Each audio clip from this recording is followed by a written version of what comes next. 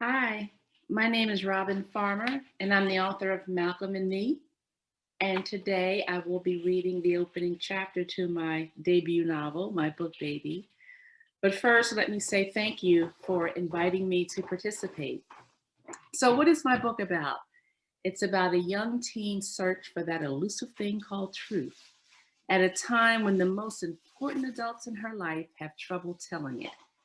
And I said it during the 1973-74 school year when even President Nixon's lying, Watergate, right? So that theme, that overarching theme is adult hypocrisy. But adult hypocrisy, like corn syrup, is in everything. So I will read the opening chapter. The penguin is in a wicked mood today, Jeffrey whispers as he passes my desk in 8th grade history class on the way to a pencil sharpener.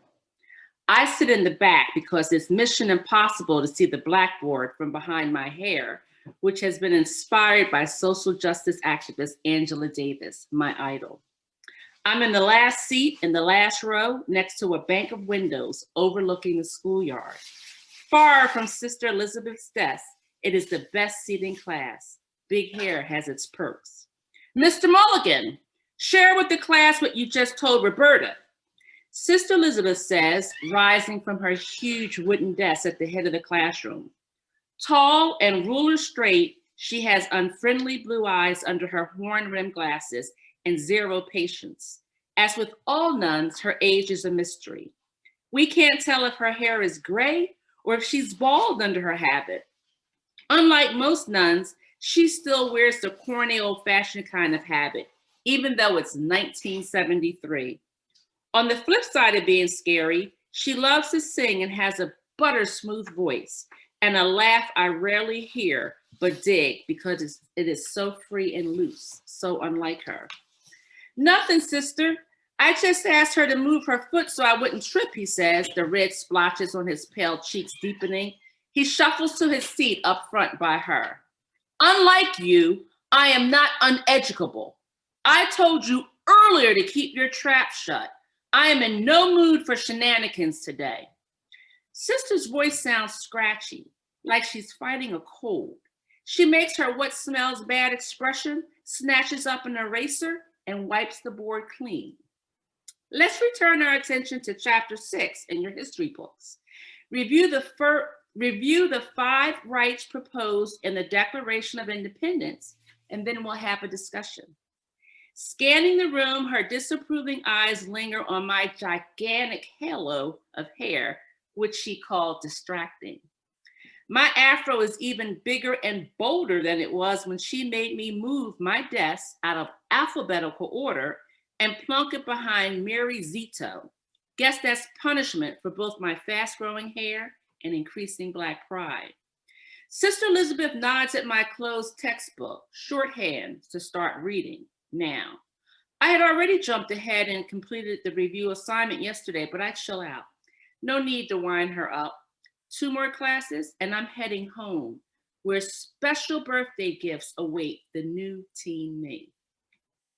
Opening my textbook, I watch to see if she'll doze off like she's been doing lately during reading assignments. We wait for her habit to droop and jerk up before turning our attention to each other. After about 10 nods, I receive a handful of birthday cards from around the room, along with a pack of Apple Now and Later candies, my absolute favorite sugar rush.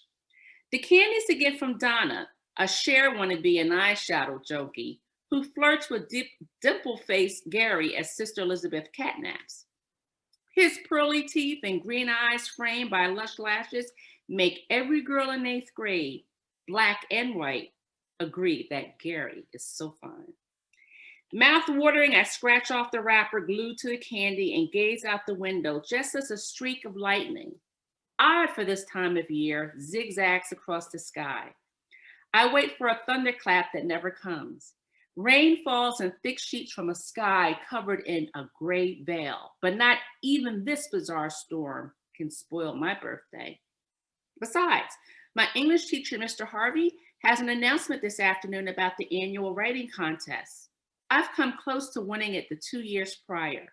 I softly tap my knuckles on my desk for luck that he'll say the contest will be another essay competition. I'd consider that news another birthday gift.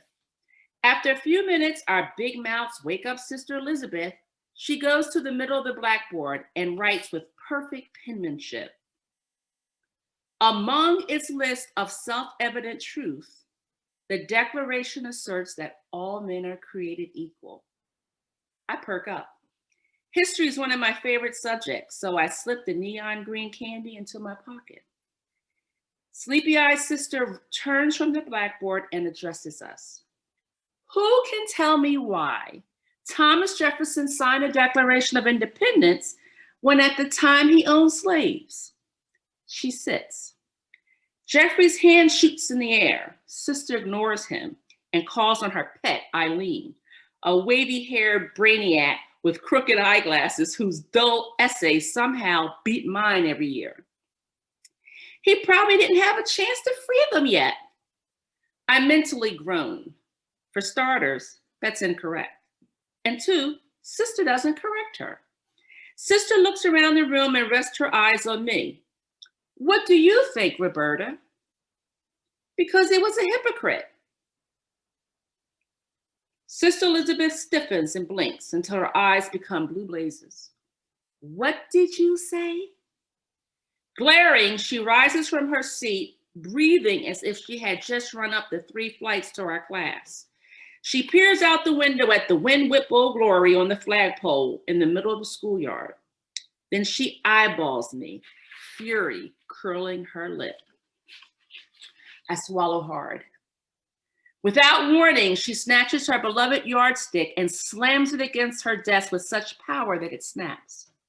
That seems to enrage her more.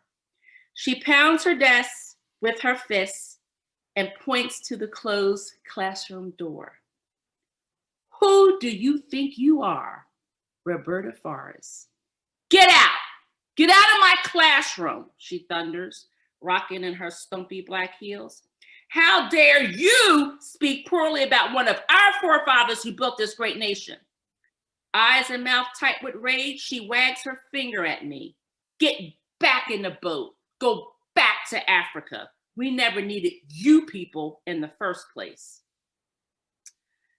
My mouth drops open. All eyes shift from Sister to me. I glance at Stephanie, the only other Black student. I cannot believe my eyes or ears. I know in my gut that something bad is about to happen. She is out of control. Maybe I am too. I am so mad everything turns gray like TV static. My body feels rubbed raw. Gripping the edges of my desk, I am way more angry than afraid. I don't have forefathers. I have just one, I say, rising out of my seat. I wasn't born in Africa, but my ancestors were before they were enslaved by your people. She's quicker than a flying nun. Sister Elizabeth's habit flows out like a cape and her rosary beads clack as she rushes down the aisle. She towers above me. You get out of my room now, she bellows, her warm spittle flying all around me.